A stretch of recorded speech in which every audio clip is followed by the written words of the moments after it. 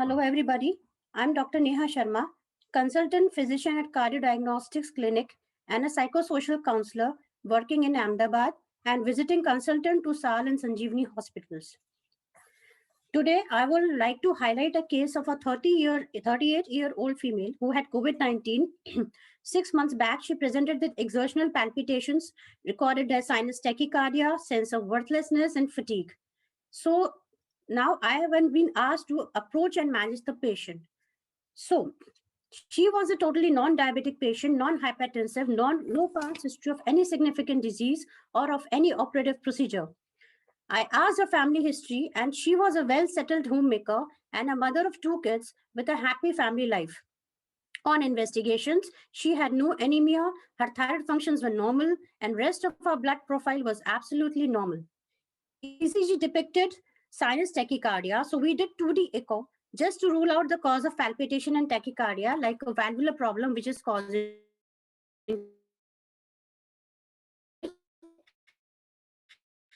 and so we found out that her echo was also totally normal. Patterns, history of any medications, history of previous emotional traumas, and came to the conclusion that she was suffering from depression coexisting with anxiety disorders post-COVID. So, hi friends. Today, I'm definitely going to discuss about the mental health during COVID conditions. And this is because I want to emphasize on a very important yet neglected topic because while everyone's attention is more on the statistical data covering symptom severity, diagnostic modality, and morbidity and mortality outcomes of the COVID-19 disease itself, the actual morbidity worldwide, which escalated since the last 2 years, is the impact of all the panic and uncertainty that this disease has caused everywhere. So here we are, I'm just going to show the next slide. Here we can roughly see the distribution pattern worldwide of COVID cases, with majority of cases that were found in US, India, UK, France, and Russia. And the rest of the European countries too added to the already existing increasing amounts of cases worldwide. In this slide, this is a slide of India. Here is graphical representation of comparison of mortality cases during the second wave, which happened in April 21, and the third wave, which happened in January 22 this year in India, has been compared. So as you can see in the first graph, there is a steep rise in the death or mortality rates that was in last year when the second wave due to Delta COVID virus was there. You can see a steep rise in death at the end of the month of April, and there were at least 3,86,452 new cases, 3,059 deaths, and 31,70,228 active cases during the April month. At this time, the fully vaccinated people were only 2%. While you can see in the second graph, there is a stability in that rate. That is, not much of death rate is there, and there is no vaccine waning pattern too. And neither there was any steep rise in deaths like in the first graph. So at this time, at this January 2022, there were 3,17,532 new cases. Deaths were lower in comparison to the second COVID wave. So deaths were 380 deaths, while the active cases were 19,24,051. And at this time, there was 72% of proportion of fully vaccinated people, much, much higher than last year's. This depicts that prompt vaccine manufacture and supply to health centers, and with the help of healthcare workers, we were able to give passive immunity to a significant proportion of population, and hence could not only control the mortality, but also the associated morbidity. So the global trends of psychological disorders during COVID were that as per the 48 studies done in 204 countries, these depicted depression and anxiety as the major disorders. With such a pandemic in such a technologically advanced times that we are in, people were just not ready to deal with such stigmas arising associated with the disease. This led to a surge in mental health disorders amongst general population, and it worsened in those who were already previously mentally unhealthy. So as you can see, these studies, which was done in 204 countries, it included Asia, Australia, America, and Central Europe. Women were found to be affected more in comparison to male counterparts. In adjusted regression models, age, sex, and comorbid pre-pandemic symptoms were significantly associated with depression and anxiety. There was an estimated increase of 53.2 million cases of depression 27.6% increases from the pre-pandemic era, and 76.2 million of increased cases of anxiety. That was around 25.6% increases from the pre-pandemic era. So as we can see here that the depression and anxiety superseded all sorts of varieties of mental health disorders in the COVID era. As you can see in this slide of the during late June last year, that is 2021, 40% of US adults reported reported struggling with mental health and substance abuse. Here, you can see that anxiety and depression symptoms alone were comprised of 31% of population. The trauma and stress-related disorder symptoms comprised of 26%. The people who started taking substances or there was an increase in substance abuse, that comprised of 13%. And there was a disturbing 11% of seriously people considering suicide, which was not a good thing to think of. And this parameter could definitely not be neglected.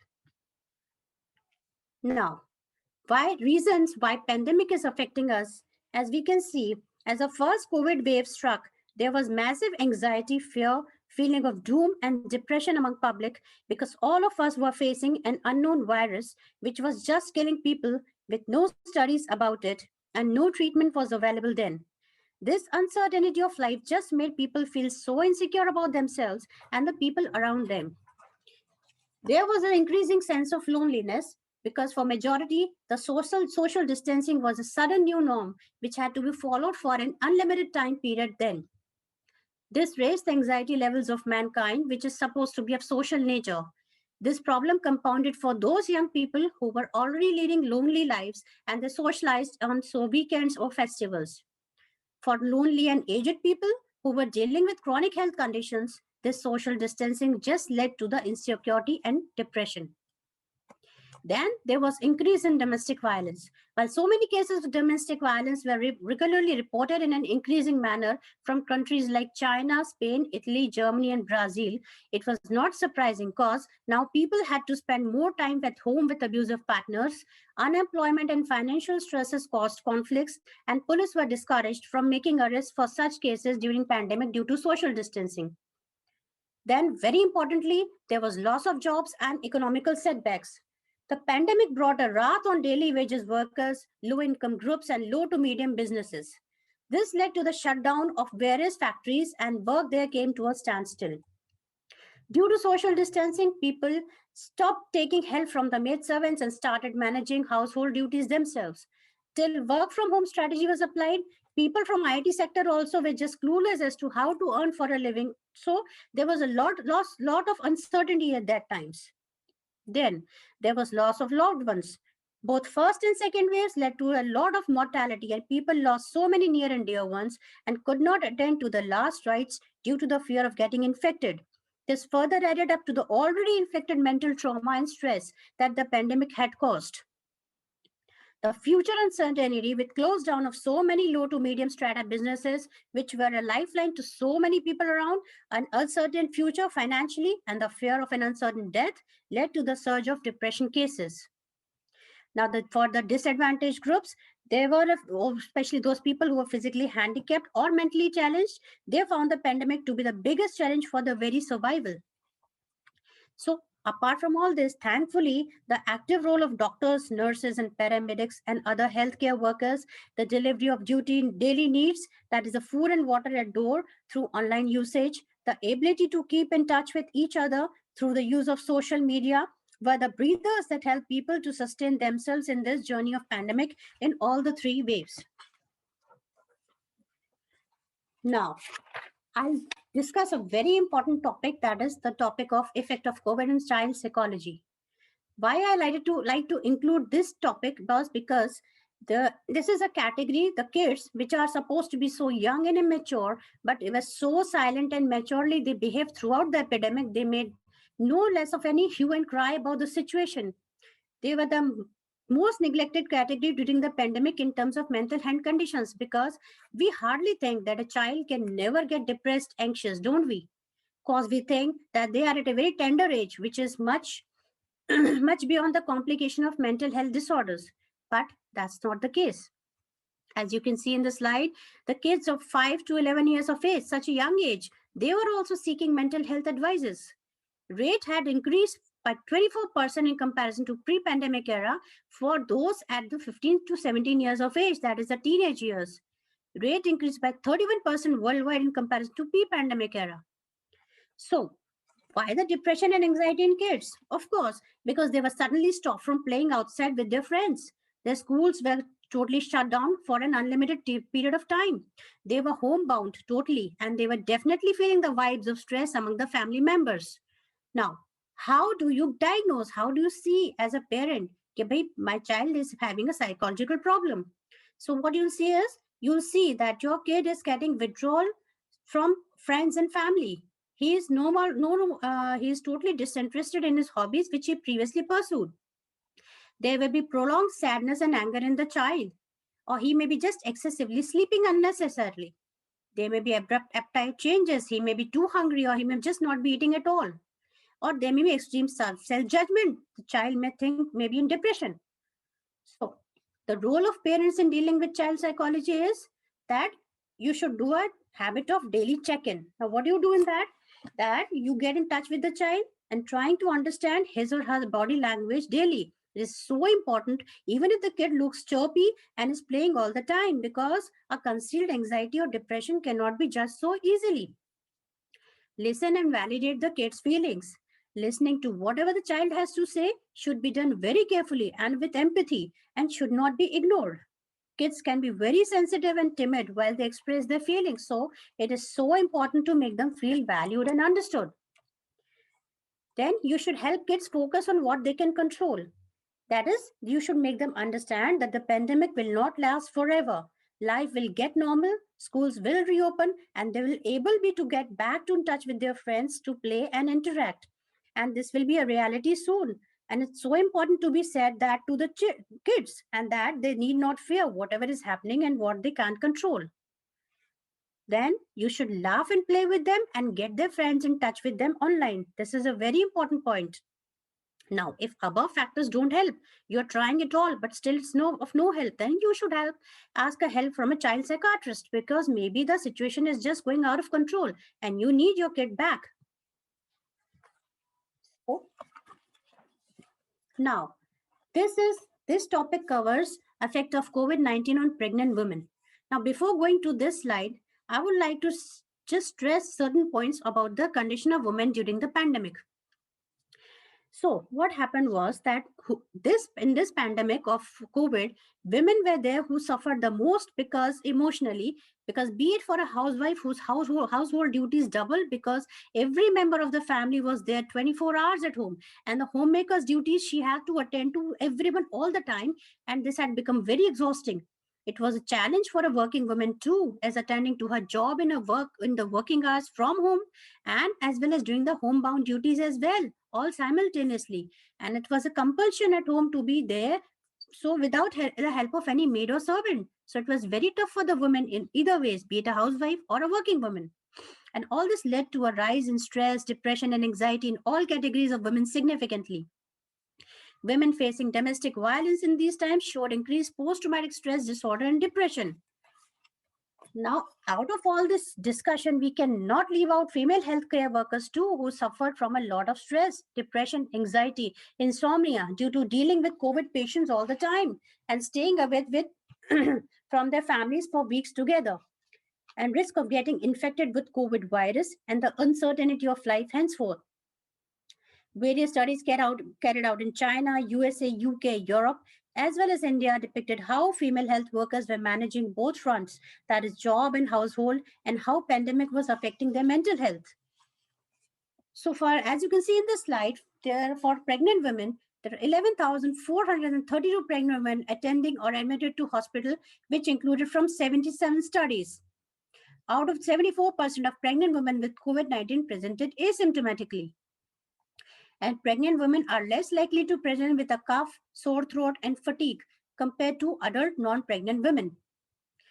Then pregnant women with COVID-19 are more likely to be admitted in intensive care with the required invasive ventilation compared to the pregnant women without COVID-19.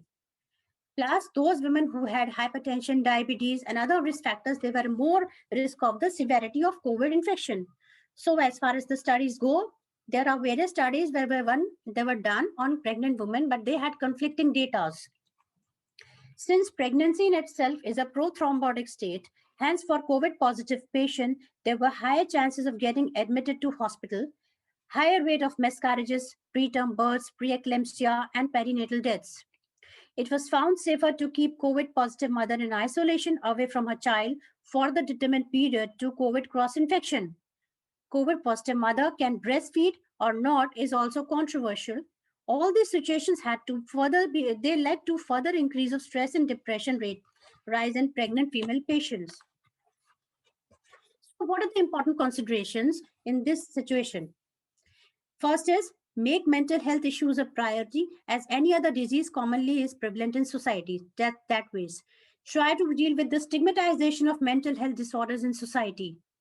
Then teleconsultation or psychiatric help for the patient was a mandatory thing to be done. Psychology of children and pregnant women should not be ignored. And you can't ignore the mental health issues of medical personnel too as a part of a caregiver burnout. So, as per as a study done in 34 hospitals in China, I'll come to that later. First, I'll just tell you about the management studies to help people deal with stress. Now, how to manage it? First is get enough sleep. Then participate in physical activities home.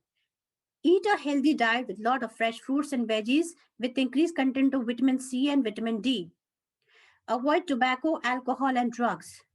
Limit your screen time. Spend more time with family than on gadgets. Relax and recharge.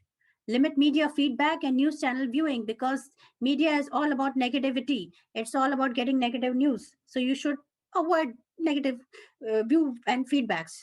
Keep a regular routine. Do deep breathing exercises. Set priorities and reasonable goals. And if all the above things are not happening, definitely you should take a mental health counselor or a psychiatrist help, which is very important. Now, in this slide, I can show you, I'll be covering now the mental health workers because mental health conditions of public health workers.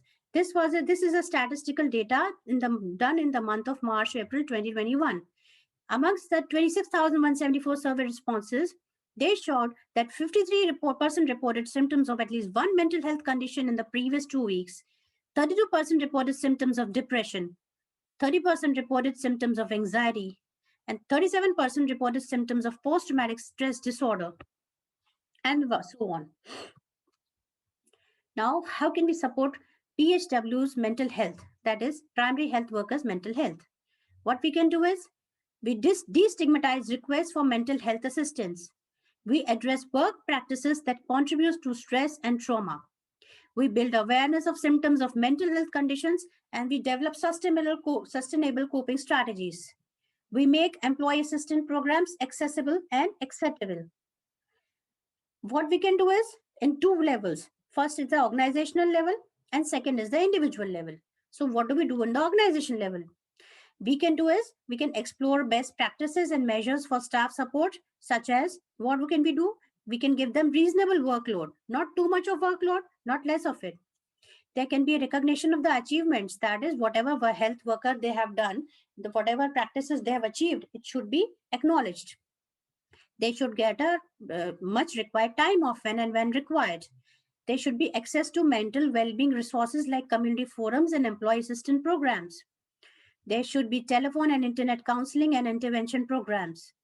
There should be availability of healthy meals between duty shifts, which is very important. Then there should be a provision of adequate supplies of high quality PPE kits. So this is very important at an organization level for all sorts of healthcare workers in all over the world. Now, what on the individual level basis? We can do is explore positive coping mechanisms and stress management, such as we can get the mental health worker can get a support from families, friends, or co-workers. They can help and get into meditation exercises. They can go for natural exercises and deep breathing exercise and natural therapy. So then they should get an opportunity to attend to personal and family needs.